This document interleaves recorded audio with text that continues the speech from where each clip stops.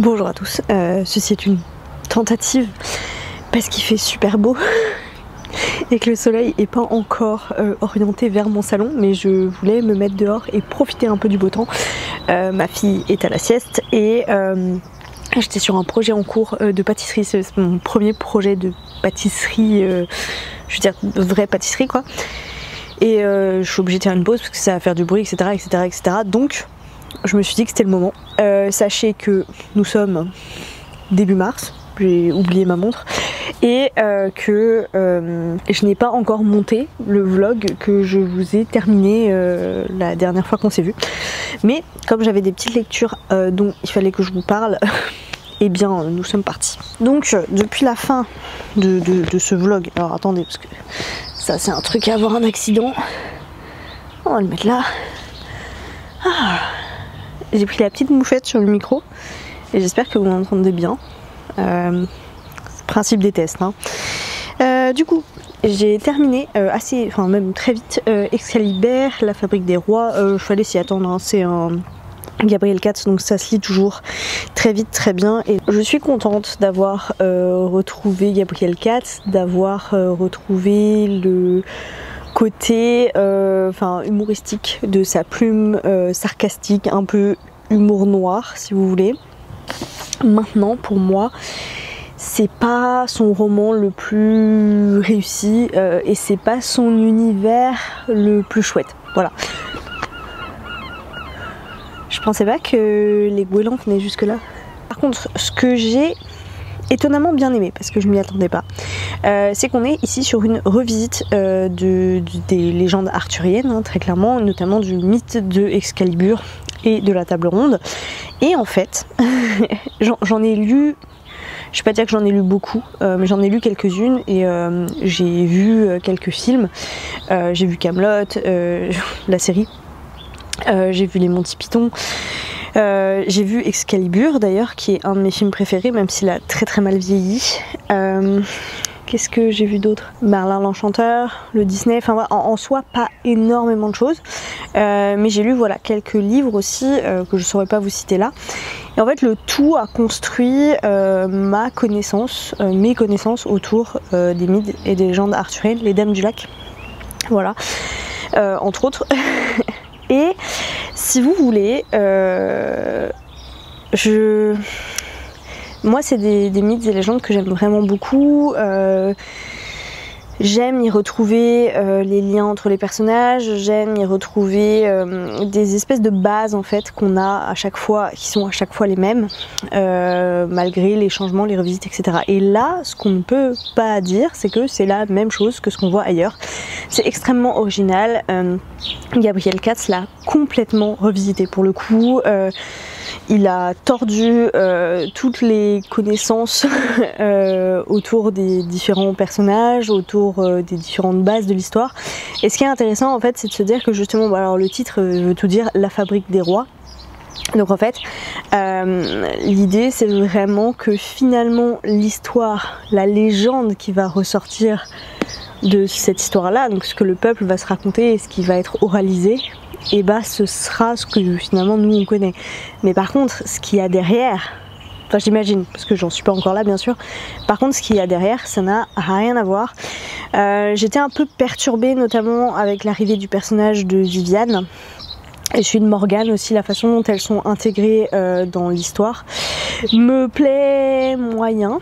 Mais finalement l'un dans l'autre je suis plutôt contente. Maintenant il y a plein de noms encore que je connais pas très bien, de choses que j'avais pas beaucoup creusé avant, mais écoutez voilà, je suis ravie de cette lecture. Le synopsis de ce roman, c'est de se dire que un jour Galahad va aller rencontrer l'abbé, qui est un abbé Myrdine, aussi appelé le faiseur de miracles, pour lui exposer un plan génial. Écoute Myrdine, moi j'ai besoin de thunes, toi t'en as, et j'ai besoin de des bienfaits divins pour imposer mon idée. La Bretagne est en train de se déchirer, moi j'ai une solution, on va créer de toutes pièces la légende autour d'un roi, et et on voit comment leur machination se met en place et comment ça ne se passe pas tout à fait comme prévu. Donc voilà, très bonne réécriture, une vraie réécriture qui sort des sentiers battus, qui sort de ce que j'ai pu lire, et moi je suis très contente de l'avoir lu, et du coup je pense que je lirai le deuxième puisque c'est une duologie. Après c'est pas mon Gabriel Katz préféré. Il me fallait une nouvelle lecture audio et donc j'ai commencé La vie invisible d'Adi Larue parce que Mélo l'a commencé en même temps, et donc l'idée c'est qu'on vous en fasse une comparaison. Donc forcément je vais pas trop vous en dire là, peut-être même que la comparaison paraîtra avant cette vidéo. J'aime bien, voilà, je suis dans le dernier tiers je crois déjà, parce que du coup je l'écoute pas mal en ce moment et je suis assez contente de cette lecture, même si j'aime pas du tout la narration.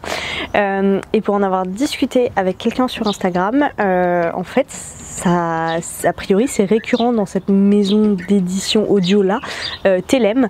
En fait c'est des voix qui sont très mécaniques, très mécaniques, donc un peu déçue par ça. Il me fallait une autre lecture papier parce que si vous voulez, là je vous tourne, on est le 5 mars en fait, et j'attends demain l'arrivée de ma précommande, Le cycle des secrets, le tome 3, et donc du coup en attendant il me fallait une autre lecture papier, et donc j'ai emprunté ça à la bibliothèque, là où les arbres rencontrent les étoiles, parce que Mélo l'avait lu, que ça lui avait bien plu de mémoire. Margot Liseuse en avait dit beaucoup de bien aussi, c'est un livre que j'ai eu beaucoup passer et qui me faisait très envie. Mais en fait de ça, j'ai eu un peu de mal à me lancer dedans. Franchement le début je comprenais pas trop où on voulait en venir, je trouvais pas ça si beau, pas ça si poétique, j'étais pas très embarquée dans l'histoire. Alors pour le coup pourtant l'histoire elle commence dès le début, hein. Je veux dire peut-être dans les 10 premières pages c'est bon, la situation de base est posée, on comprend très bien quelle va être la problématique, enfin on comprend la problématique de notre héroïne, comment elle s'appelle d'ailleurs, Jo, voilà. Mais il y a un truc, je sais pas, il m'a fallu bien peut-être pas une centaine de pages, mais 80-90 pages avant de me dire ok, là je suis intriguée et j'ai vraiment envie de connaître la suite. C'est pas que j'ai failli l'abandonner, c'est juste que j'ai pas trouvé ça renversant, si vous voulez. Il y a le côté nature qui est très chouette, mais sinon les personnages je comprenais juste pas trop où est-ce qu'on voulait m'emmener. Si vous connaissez pas le résumé, on va suivre donc Johanna qui est doctorante autour de la nidification des oiseaux dans une certaine région de l'Illinois, et donc là elle mène des recherches de terrain où elle récolte des données autour de nids de passereaux indigos je crois. Et pour ça elle s'est isolée dans la maison que un des anciens de l'université prête pour des étudiants. Et donc elle mène ses recherches du matin jusqu'au soir, jusqu'à ce qu'un jour elle rentre chez elle, elle se fait à manger, elle est épuisée et elle voit une gamine qui est là dans son jardin, enfin dans le jardin de cette fameuse maison,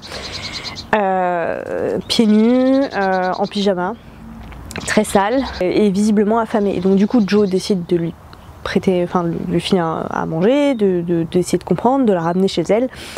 Et en fait la gamine dit qu'elle vient des étoiles, qu'elle est une alien, qu'elle s'est installée sur Terre parce que elle poursuit des études sur les humains et qu'elle ne rentrera qu'après avoir vu 5 miracles. Bon. Et en fait, je pense que ce qui m'a le plus gênée, c'est qu'en fait, forcément Jo essaie de comprendre, elle essaie d'aider la gamine, voilà, mais elle s'approche pas du tout du mystère qui entoure l'enfant, ça reste extrêmement opaque jusqu'à la toute fin, même si on comprend un peu les tenants, les aboutissants, mais je trouve que ça vient beaucoup trop tard. Et à côté de ça, on a des histoires on a une romance entre deux personnages abîmés par la vie, voilà, qui traitent dans le fond de sujets super importants. Notamment le rapport à son corps après des accidents de la vie, j'ai envie de dire, son rapport aux autres, son rapport à la sexualité, les maladies mentales, les droits LGBT, enfin voilà, énormément de choses qui sont amenées, des sujets de société, et c'est très sympa. Mais je sais pas, il y a eu un truc, en fait il y avait une espèce de flottement pendant ce roman, j'étais pas particulièrement attachée. Je trouvais que d'une certaine façon il y avait un peu, surtout sur la fin, c'est la fin qui m'y a fait penser, il y avait un peu une vibe type My Absolute Darling. je sais pas, enfin je vois à peu près ce qui m'y fait penser, même si c'est pas vraiment le même contexte, mais je sais pas, j'ai pas été séduite par ce roman. Ça se lit vite, par contre ça se lit beaucoup plus vite que ce que j'imaginais, parce que je m'étais dit, bon, vu comme j'ai un peu de mal à rentrer dedans, je vais me le traîner, et en fait pas du tout. Je crois que je l'ai lu en même pas 2 jours, mais voilà, je suis pas archi convaincue. J'ai largement préféré My Absolute Darling. J'ai trouvé qu'on était sur des personnages bien plus profonds et sur quelque chose de bien plus j'ai pas envie de dire solide, mais en fait je trouve que peut-être là où j'ai eu un peu de mal, j'y réfléchis en même temps que je vous le dis, c'est peut-être le fait de s'éparpiller entre gros guillemets entre ce sujet de la petite fille là et les relations entre les adultes qui vont l'entourer tout au long de l'histoire. Alors que My Absolute Darling, finalement, on se centre absolument sur ce problème monstrueux qu'a Turtle. Et je pense, et tout le reste en fait est un peu effacé ou complètement mis au second plan, et je pense que j'aurais préféré ça ici aussi, parce que finalement on accorde beaucoup d'importance à des histoires mineures qui construisent les personnages et qui amènent, comme je vous le disais, des sujets importants, mais qui sont pas non plus incroyables. Enfin voilà, je l'ai pas trouvé renversant ce bouquin, je l'ai pas trouvé renversant, j'ai pas trouvé la plume ouf. Après je l'ai lu en français, la traduction est peut-être pas dingue. Le bon côté pour moi c'est vraiment l'aspect nature, et même la fin, vous voyez la fin, je trouve que on a enfin la résolution de l'histoire. Je pense il doit nous rester, ouais c'est ça, une centaine de pages avant la fin, on arrive sur la conclusion, l'explosion, l'apothéose, etc. Et en fait j'ai presque trouvé que c'était trop long, ça prend un tiers du bouquin et j'ai trouvé ça trop long en fait. Donc en fait ouais, c'est peut-être ça, une espèce de lenteur un peu sur chaque partie. On va dire qu'il y a 3 grandes parties. La première partie c'est vraiment la mise en place, avec l'arrivée de la gamine, on essaie de trouver une solution immédiate et tout. On a une partie au milieu où les choses se stabilisent, où les personnages adultes pour le coup se découvrent, etc., etc. Et puis on a la fin avec la découverte, la résolution et la mise en place de solutions. Et en fait je sais pas, j'ai pas voilà. Bon, moi je suis pas séduite par ce livre. Hello, c'est la moi du montage. Je passe rapidement par ici parce que je suis en train de monter la partie où je vous parle de là où les arbres rencontrent les étoiles. Et j'avais pris des notes en fait que j'ai pas du tout relues. Globalement ça correspond à ce que je vous ai raconté. Mais il y a quand même un point, attention c'est un peu un spoiler, donc enfin je sais pas. Bon, en gros ça se termine par une grosse fusillade à l'américaine avec des morts. Et par une enquête qui est menée, liée à une autre enquête.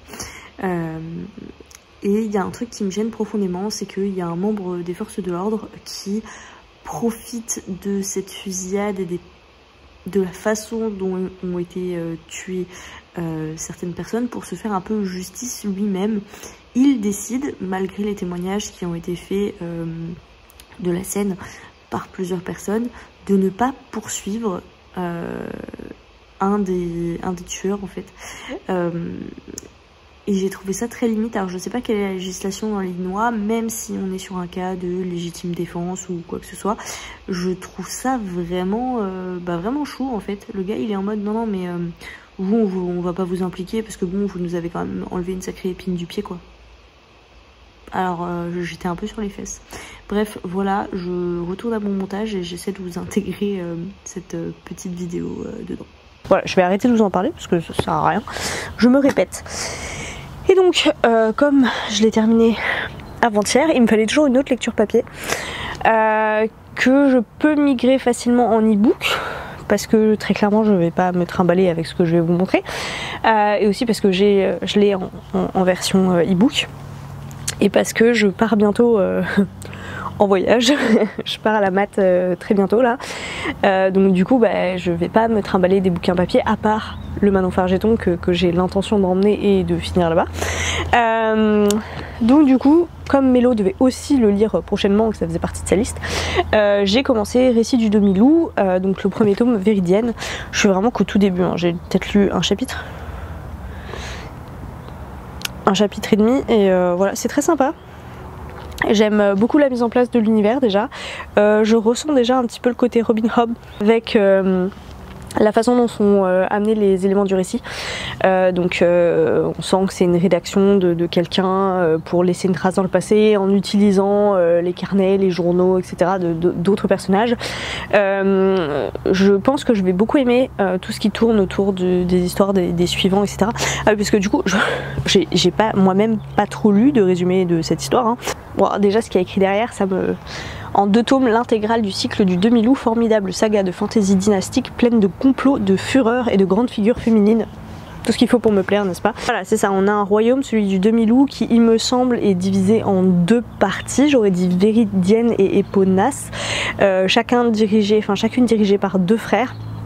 Et ces 2 frères ont chacun eu un descendant. Donc là j'en suis au tout début où en fait il y a une coutume, je dirais, qui pour chaque descendant royal, chaque héritier vient à lui trouver un suivant. Et donc le suivant c'est quoi? C'est un autre enfant, un autre bébé né exactement le jour suivant la naissance de l'héritier, qui va être élevé avec lui et qui va le suivre toute sa vie. Et c'est à peu près tout ce que j'en sais de cette histoire, et j'en suis à peu près là. Mais ça me plaît déjà beaucoup. Bref, voilà, j'ai déjà beaucoup parlé. Donc là, ce que je vais faire, c'est que je vais rentrer, parce qu'en fait, il fait très chaud. Je m'y attendais pas, il fait vraiment chaud en plein soleil. Donc je vais rentrer, je vais commencer le montage du vlog d'avant, et puis peut-être lire un petit peu avant de finaliser ma pâtisserie. Voilà, et puis bon, on se retrouve, je sais pas quand. Peut-être avant mon départ, peut-être pas. Hello, je vous retrouve quelques jours, peut-être pas une semaine, mais pas loin. Depuis la dernière fois, oui, c'est probablement le même t-shirt, mais il est passé à la machine entre temps. Ouais, je vous retrouve parce que c'est probablement le dernier petit rush que je vous tourne avant longtemps, puisque j'accouche demain. Voilà, donc autant vous dire que les 2 derniers jours, et franchement c'est plutôt différent de ma première grossesse, parce que ma première grossesse ça avait duré genre 1 mois, je n'en pouvais plus. Donc là ces 2 derniers jours je n'ai envie de rien. Voilà, je sais pas si vous êtes familier de ce genre de sensations. Moi c'est quelque chose que je déteste.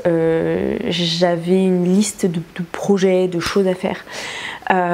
Et en fait quand j'ai eu fait ce qui me paraissait vraiment important, qui me tenait vraiment à cœur, et ben juste les autres, j'avais plus envie. Lire, j'avais plus envie. Acheter des livres par contre oui, mais lire, non. Regarder des vidéos, j'avais pas envie. Aucune série, aucun film que j'avais vraiment envie de voir. Cuisiner, ben bof. Donc écoutez, c'est toujours un moment un peu compliqué, d'autant que j'avais commencé, ça veut pas dire que je l'arrête, hein, mais j'ai commencé Récit du Demi-Loup, je crois que je vous en ai parlé la dernière fois. Et donc je ne suis toujours que à 50 pages sur, je crois le premier tome doit faire à peu près 500, donc on va dire que je suis à 10% du premier tome. Et j'aime vraiment beaucoup. Mais voilà, je le lirai en... J'ai mis ma liseuse dans la valise de maternité, donc j'espère le lire, avoir envie et avoir le temps de le lire en e-book. C'est terrible, hein. Adi Larue a super bien avancé, il me reste 3 heures d'écoute parce que j'ai fait pas mal de ménage, de cuisine, etc. et de projets bricolage, pâtisserie, tout ça pendant la dernière semaine là. Ce qui m'a permis de bien avancer.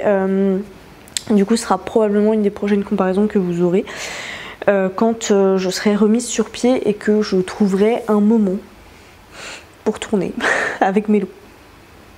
Ça fait quand même beaucoup de critères. Et ensuite j'ai reçu ceci que j'avais pris en précommande. Écoutez, j'ai tellement adoré. Enfin le tome 2 je pense encore plus que le tome 1. Je sais plus ce que je vous avais dit à l'époque, mais en tout cas bon voilà, j'ai ce souvenir là.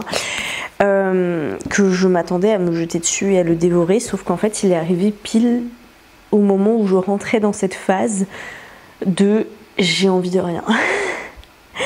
Et c'est horrible parce que je suis très heureuse de retrouver les personnages, mais à chaque fois j'arrive à lire peut-être 3-4 pages et mon esprit s'en va, quoi. Je pars ailleurs, voilà. Donc J'ai quand même 2 autres livres que j'ai achetés, mais qui ne comptent pas. Celui-là, autant il m'a coûté un crédit, autant les autres non, parce que c'est une BD, c'est une BD et un essai. Ouais, non, de la vulgarisation scientifique. Donc c'est 2 livres qui ne comptent pas. Il y en a un, la BD, je l'ai déjà terminé, c'est L'arnaque des nouveaux pères, que j'ai laissé dans ma chambre puisque c'est au tour de mon mari de le lire, n'est-ce pas? Et le deuxième, c'est le guide anti-fake news de la parentalité, qui a été écrit par Marie Chétrit du collectif AC. Je sais pas si je vous en ai parlé, peut-être dans une de mes vidéos maternité, enfin autour du thème de la parentalité. Pour L'arnaque des nouveaux pères, je l'ai trouvé intéressant pour des personnes qui ne sont pas aussi sensibilisée que je le suis. Je pense que c'est clairement à destination des hommes, hein.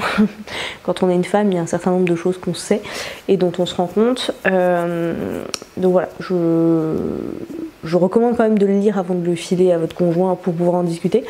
Mais si vous avez des hommes dans votre entourage, ça peut, enfin des hommes futurs parents, ça peut être intéressant.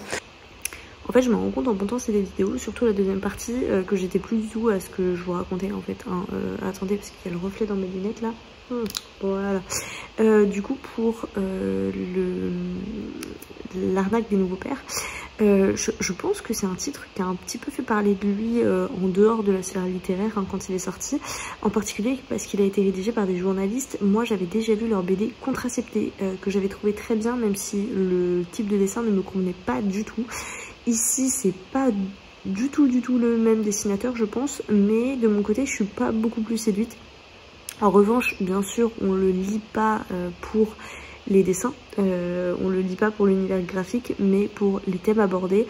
Je pense que ça permet de rendre un essai beaucoup plus attrayant pour certaines personnes qui n'ont peut-être pas envie de lire des... Alors, c'est pas des briquets, c'est généralement les essais, mais des livres de 200-300 pages. Donc là, tout est résumé, abordé sous forme de BD. Je regrette, encore une fois, c'est pas la première fois, mais ça je vous le disais dans la vidéo suivante, du coup, que vous n'avez pas encore vu, que j'ai pas encore monté. Je regrette que ça reste un petit peu en surface sur certains sujets. Il y a des sources, on aborde plusieurs facettes de ces nouveaux pères, mais... avec toujours comme sujet principal les inégalités hein, entre les jeunes mères et les jeunes pères. Quand je dis jeunes, c'est pas forcément en termes d'âge, hein, mais c'est à l'arrivée d'un nouvel enfant, les inégalités qui persistent et qui se creusent à l'arrivée d'un enfant, puis d'un deuxième, etc. Donc en soi, c'est des sujets sur lesquels moi je suis assez sensibilisée parce que j'ai pas mal lu, je me suis renseignée. Donc voilà, forcément je ne peux que vous encourager si vous n'avez jamais trop prêté attention au sujet à vous pencher sur la question, bien sûr, et donc pourquoi pas via cette BD. Donc en termes de sujets abordés, on est sur la longueur du congé paternité vs le congé maternité, l'influence des pères, parce que là les nouveaux pères c'est un terme qui est apparu il y a à peu près 50 ans, hein.